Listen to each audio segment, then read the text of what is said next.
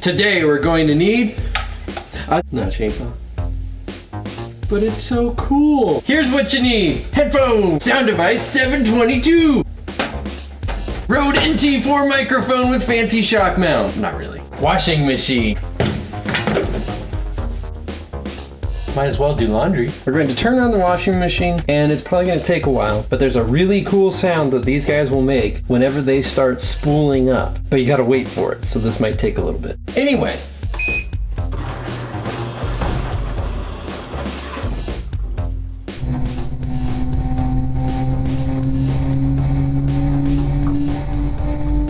Then you take it into Pro Tools or whatever other program you want to use and make it sound cool.